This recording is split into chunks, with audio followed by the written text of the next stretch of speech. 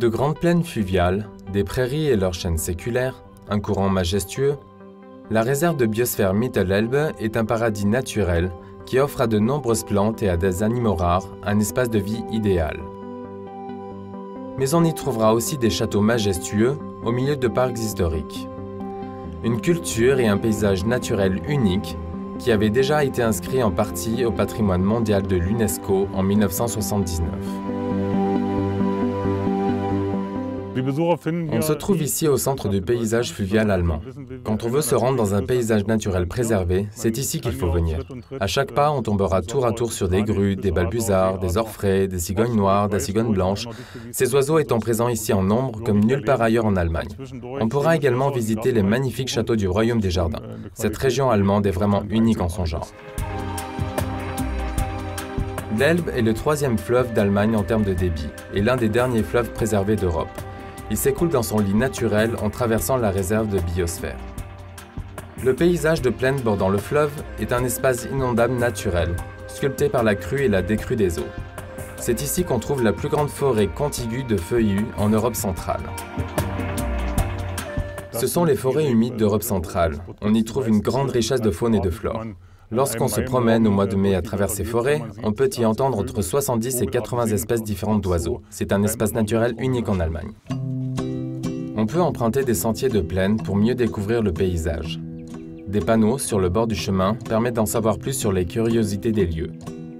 Les nombreux bras morts, par exemple, ces étendues coupées du fleuve qui constituent un habitat essentiel pour les oiseaux et les insectes. On peut également trouver un animal particulièrement rare dans cette réserve de biosphère.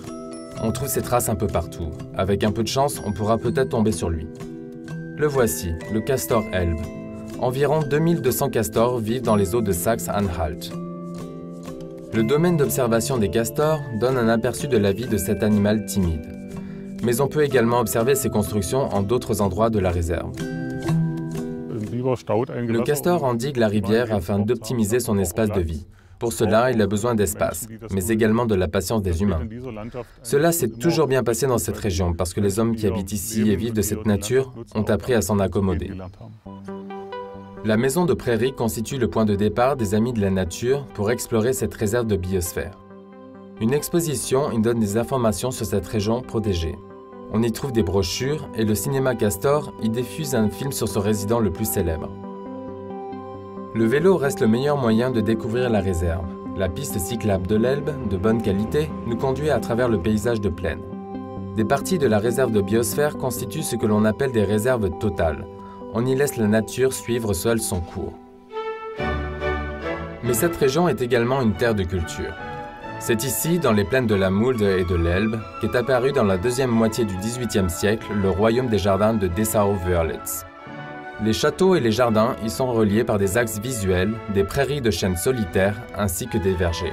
Cette terre de culture est certes préservée pour partie depuis des siècles, mais elle est également pleine de vie et de dynamisme, et c'est déjà remarquable en soi. À côté du Royaume des Jardins, on trouve aussi dans la réserve de biosphère des surfaces d'habitation et d'activités économiques. La volonté de créer un ensemble harmonieux entre l'homme et la nature est ce qui fait l'essence même de cette terre unique en son genre.